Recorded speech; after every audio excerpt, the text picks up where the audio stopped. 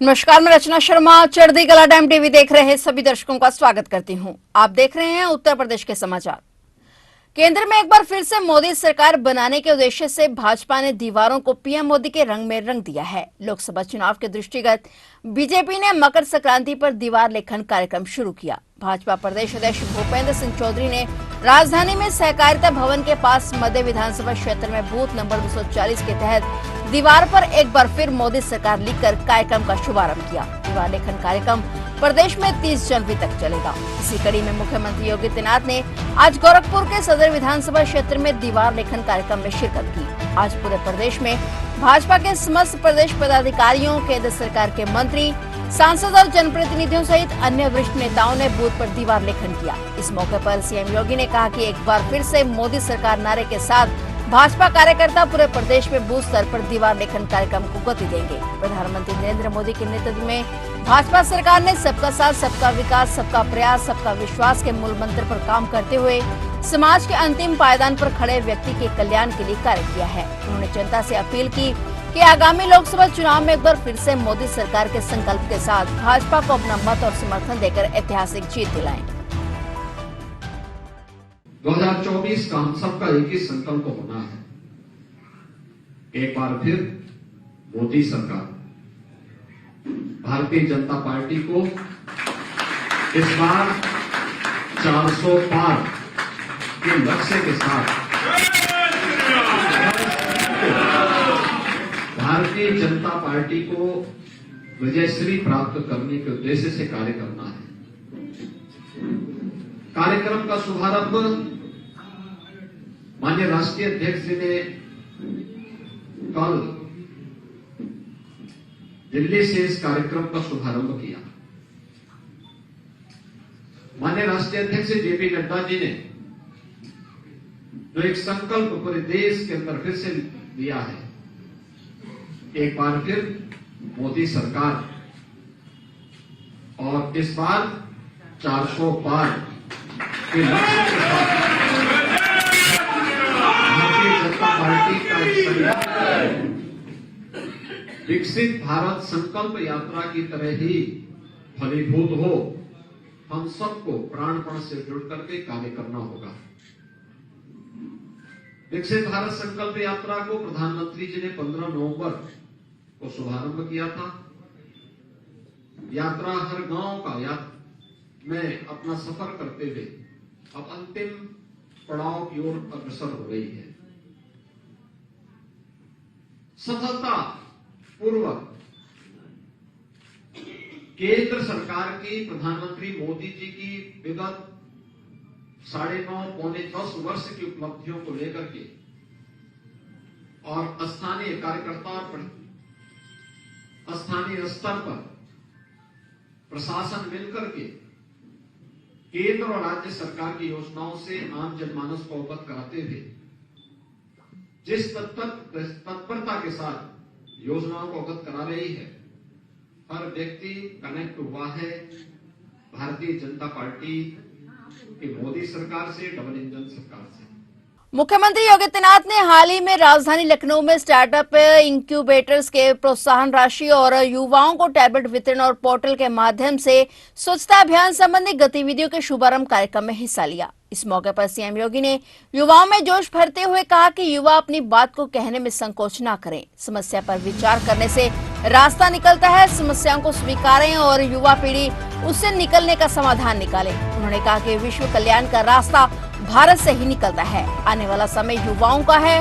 उन्होंने इस दौरान उत्तर प्रदेश सरकार की उपलब्धियों को गिनाते हुए योजनाओं की जानकारी दी। मुख्यमंत्री ने कहा कि पहले यूपी के युवा अपनी पहचान छिपाते थे, अब यूपी के युवा बेहतर कानून व्यवस्था के चलते खुलकर अपना परिचय दे पाते हैं। आज यूपी में पर्यटन बढ़ रहा है, जिससे पता चलता है कि यूपी में कानून व्यवस्था बेहतर है। आज हर कोई यूपी में इन्वेस्ट करना चाहता है, यह सब बेहतर कानून व्यवस्था के कारण ही हो पाया है। उन्होंने कहा कि एक पर्यटक अगर उत्तर प्रदेश में आकर अगर 5,000 रुपए भी खर्च करता है तो सोचकर देखिए उत्तर प्रदेश में कितना पैसा आएगा। उत्तर प्रदेश के युवाओं को आने वाले समय में नौकरी के लिए बाहर नहीं जाना पड़ेगा, उत्तर प्रदेश के अंदर ही इतने अवसर होंगे। उन्होंने न केवल भारतवासियों को बल्कि पूरी दुनिया को एक नई राह दिखाई। स्वामी विवेकानंद ने जो एक प्रेरणा दी युवाओं को, उठो, जागो और अपने ध्येय की प्राप्ति करने के लिए निरंतर प्रयास करो। हम सभी युवाओं को इस बात को ध्यान में रखना चाहिए कि हर राह एक मंजिल पे पहुंचता है, लेकिन मंजिल हमारी क्या है, लक्ष्य हमारा क्या है, यह पहले तय करना और फिर उस लक्ष्य तक पहुंचने के लिए सही मार्ग को चुनना। और जब एक बार मार्ग चुन लिया तो बिना किसी की परवाह किए बगैर उस पे सरपट दौड़ पड़ो, अवश्य मंजिल प्राप्त होगी, लक्ष्य पे अवश्य प्राप्त होगी। और स्वामी विवेकानंद का यही संदेश है। अक्सर होता क्या है हमारे जीवन में, हम लोग संकोच करते हैं अपनी बात को कहने के लिए। हमें भय इस बात का होता है कि मैं गलती कर लूंगा, लोग मुझ पे हंसेंगे। लेकिन याद रखना, बुद्ध ने भी एक बात कही थी, महात्मा बुद्ध ने एक बात कही थी हम सबसे, कि सबसे पहले क्या, हम समस्या को समझें, पहले उसको स्वीकारें। समस्या है तो समस्या जब हम स्वीकार कर लिए तो अब हमने क्या करना है कि हमने पहले इसको स्वीकार किया कि ये समस्या है, लेकिन समस्या का समाधान भी होगा, उसके समाधान के रास्तों को ढूंढना और फिर उसके अंतिम निष्कर्ष पर पहुंच जाना।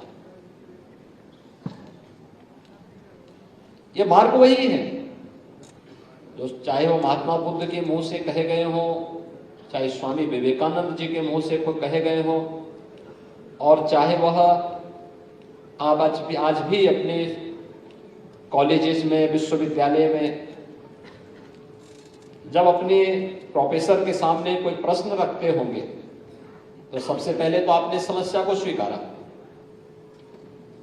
फिर समस्या के समाधान का एक रास्ता उनसे पूछा, और जब वह उसका समाधान का रास्ता बताते हैं तो आपके मन के अंदर जो एक दुविधा होती है उसका निवारण अपने आप ही उसके माध्यम से हो जाता है। यानी समाधान का रास्ता आपको निवारण तक स्वयं पहुंचा देता है।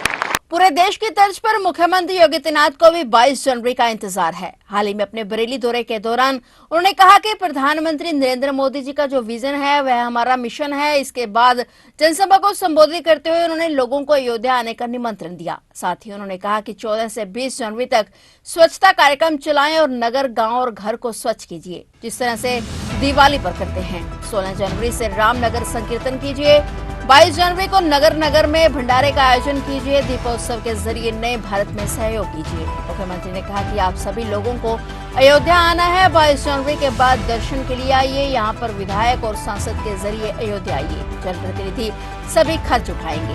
इस दौरान मुख्यमंत्री ने पिछली सपा बसपा की सरकारों पर भी निशाना साधा। उन्होंने कहा कि यहाँ पर पहले महीनों कर्फ्यू लगता था। बरेली में कर्फ्यू के दौरान उनका भी यहाँ पर आगमन हुआ था और लेकिन आने नहीं दिया गया था। उन्होंने कहा कि बरेली में अब जो कर्फ्यू लगाएगा उस पर कर्फ्यू लगेगा। उन्होंने कहा कि पहले अलीगढ़, मुजफ्फरनगर, मुरादाबाद, रामपुर में कर्फ्यू लगते थे, अब कर्फ्यू नहीं लगता है। अब कांवड़ यात्रा निकलती है, यही बदलता उत्तर प्रदेश है। उन्होंने कहा कि पहले बेटी स्कूल, बाजार नहीं जा पाती थी क्योंकि जिनकी सरकार थी वो अपराधियों को सुरक्षा देते थे, लेकिन अब सब सुरक्षित हैं। देश में कहीं जाइए, बताइए उत्तर प्रदेश से हूँ तो लोग बहुत खुश होते हैं।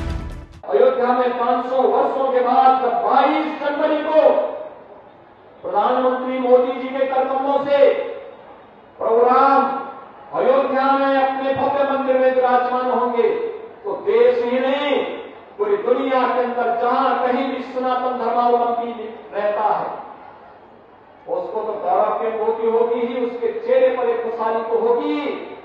मेरा ये मानना है 22 जनवरी का कार्यक्रम दुनिया के अंदर जहां कहीं भी सभ्यता और संस्कृति को कुचला गया होगा, उनमें एक आस है, उनके लिए एक नया विश्वास है। 22 जनवरी का कार्यक्रम और 22 जनवरी का प्राण प्रतिष्ठा का ये महोत्सव, हम सब अपने तरीके से कार्यक्रम प्रारंभ करें। 14 जनवरी से लेके 20 जनवरी तक, 21 जनवरी तक हमारा एक ही कार्यक्रम होना चाहिए, स्वच्छता का कार्यक्रम। अपने गांव में, अपने नगर में, अपने वार्ड में, अपने मोहल्ले में स्वच्छता के कार्यक्रम को जुड़ना। प्लास्टिक फ्री, कहीं कूड़ा कचरा नहीं होना चाहिए। जैसे दीपावली के पहले आप अपने घरों की सफाई करते हैं, अपने नगर को सफाई करिए। आज प्रभु अयोध्या में विराजमान हो रहे हैं, कल मेरे घर में, मेरे गांव में, मेरे नगर में विराजमान होंगे। इस दृष्टि से सफाई की तैयारी करना, स्वच्छता के लक्ष्य को प्राप्त करना हमारा प्रयास होना चाहिए। 14 से स्वच्छता अभियान, 16 जनवरी से हर देव मंदिर में राम नाम संकीर्तन, अखंड रामायण के पाठ की तैयारी करिए। गांव-गांव में रामलीलाओं का मंचन करिए और 22 के कार्यक्रम को स्क्रीन लगा करके लाइव देखिए। 22 को सार्वजनिक अवकाश होगा और उस सार्वजनिक अवकाश के दिन भाइयों बहनों, उस दिन स्क्रीन लगा करके वहां के कार्यक्रम को देखो। उस दिन अपने अपने गांव में, अपने अपने नगर में भंडारा का आयोजन करो और सायकाल घर में भी, मंदिरों में भी, सार्वजनिक स्थानों पर भी दीपोत्सव के दीपों के माध्यम से एक बार नए भारत की नई दीपावली मना करके राष्ट्रीय पर्व के रूप में हम लोग 22 जनवरी के कार्यक्रम के साथ जुड़ेंगे तो ये आने वाली पीढ़ियों के लिए एक नई प्रेरणा होगी और नया भारत प्रधानमंत्री मोदी जी के नेतृत्व में अपने दम पर भारत को दुनिया की सबसे बड़ी ताकत के रूप में स्थापित करेगा। इस विश्वास के साथ आप सबको 3400 से अधिक करोड़ रुपए की इन परियोजनाओं के लिए मैं हृदय से बधाई देता हूं। मकर संक्रांति और प्राण प्रतिष्ठा महोत्सव की अपनी शुभकामनाएं भी देता हूं और आपका आह्वान भी करता हूं कि आपको अयोध्या आना है, लेकिन 22 के बाद जिस दिन आपके जनप्रतिनिधि और संगठन के लोग कार्य योजना बनाएंगे, उस कार्यक्रम के तहत आपको अयोध्या आकर के प्रभु के दर्शन करने के लिए अपने आप को तैयार करना है। फिलहाल उत्तर प्रदेश के समाचारों में इतना ही और नए समाचारों के साथ फिर से हाजिर होंगे। तब तक के लिए देखते रहिए चढ़ती कला टाइम टीवी और मुझे दीजिए इजाजत। धन्यवाद।